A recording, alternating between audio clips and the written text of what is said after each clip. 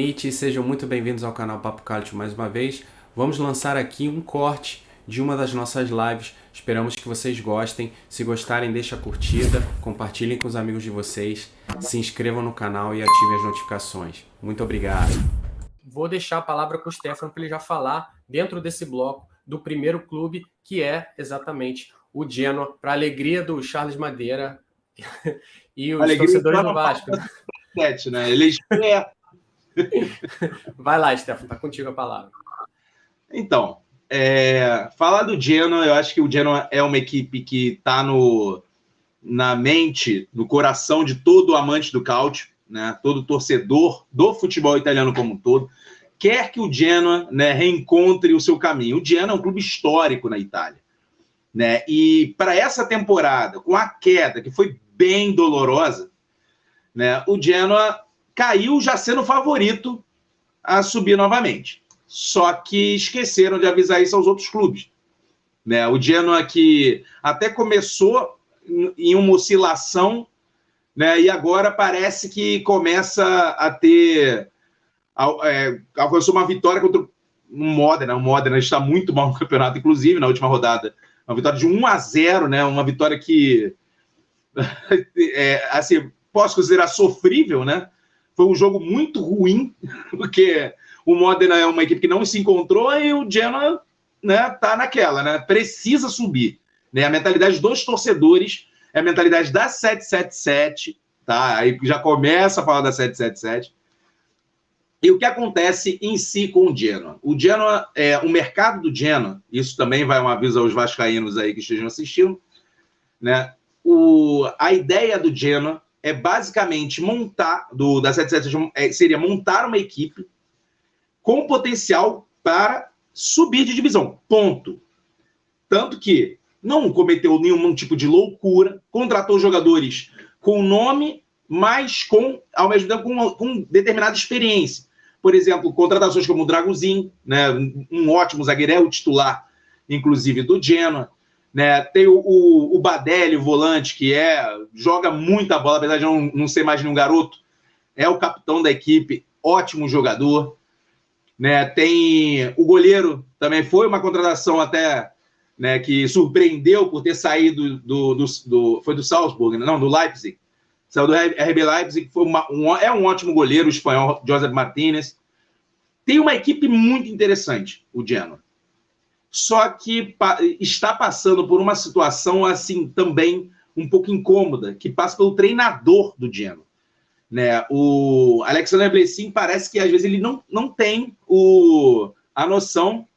Aí, ó, chegou o Bernardo aí.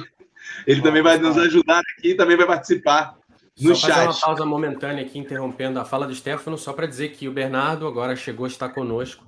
Ele vai, de novo, vai participar da live, por motivos aí da gente não ter conseguido o tempo hábil para a participação técnica dele com a gente aqui digitalmente em áudio e vídeo.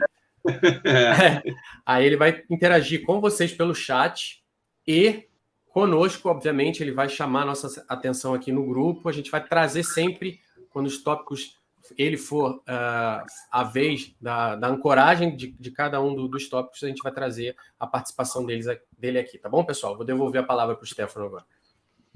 Não, eu até vou puxar um pouco também para já jogar nas costas do Bernardo, né? Porque ele é o maior entendedor da BKT, né? E, assim, eu queria saber também a opinião dele, né? Vou até falar pausadamente, vai dar tempo dele digitar, né? Porque o Genoa, ele fez, como eu citei, fez algumas contratações muito interessantes, né? Tem um elenco, como até o próprio Bernardo falou, muito, né, capacitado, qualificado. Só que, na minha opinião, como eu havia citado, o treinador, né, o Alexander Blessin, ele não tem o know-how, né, necessário para levar uma equipe da Lega BKT para a Lega A. Não está acostumado com isso. O Blessin nunca treinou, né, uma equipe nessa situação, né, pelo menos não no futebol italiano, e um gigante como o Genoa, né? E, como eu citei, tem uma equipe muito boa, tem ótimos atacantes, tem o sempre artilheiro da BKT, né?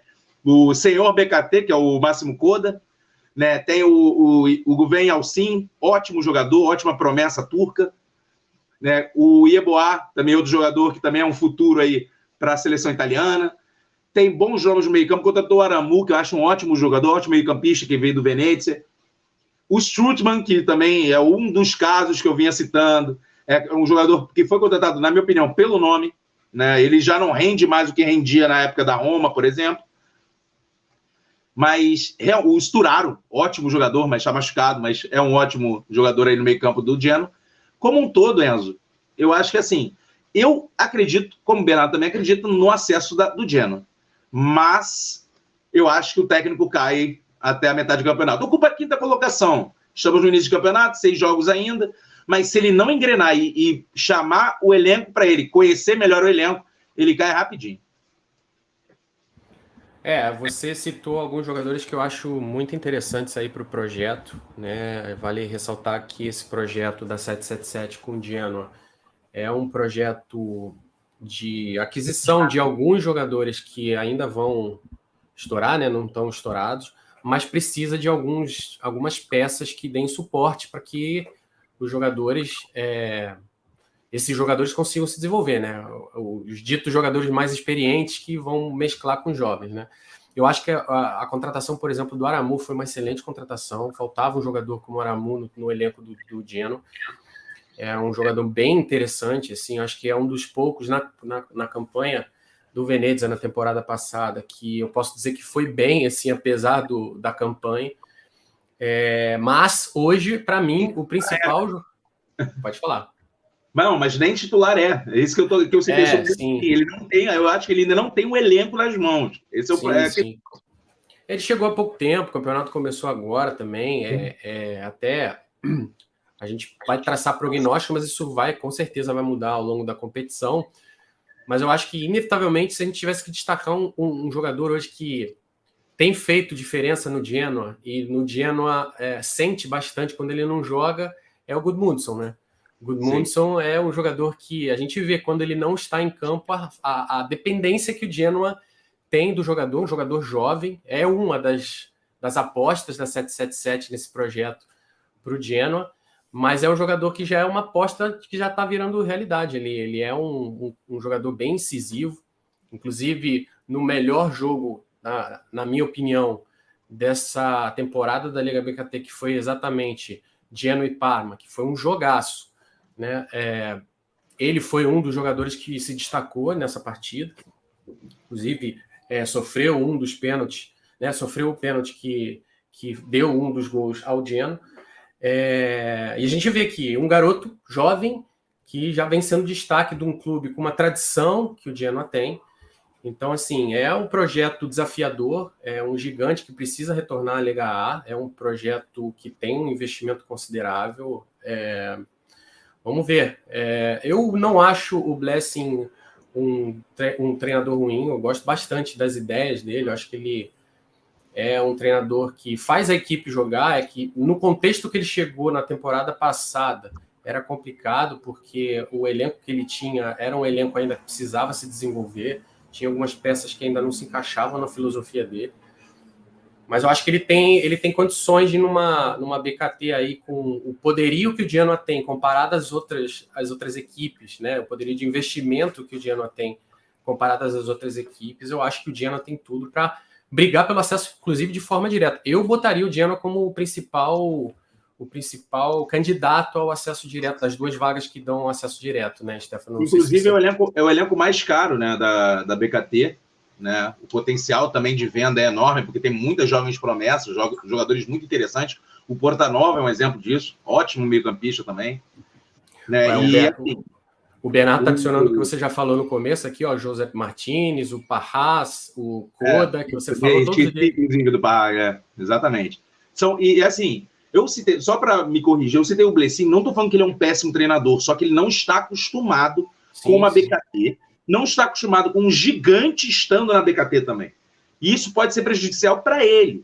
Né? E voltando ao assunto 777, só para vocês terem uma ideia, para os vascaínos observarem isso, o mercado na BKT normalmente não é feito da forma que o Genoa fez, de contratar jogadores, né, específicos para cada posição, que já estejam acostumados com a BKT, ou que sejam promissores, ou estejam em evolução. O mercado do Genoa foi esse.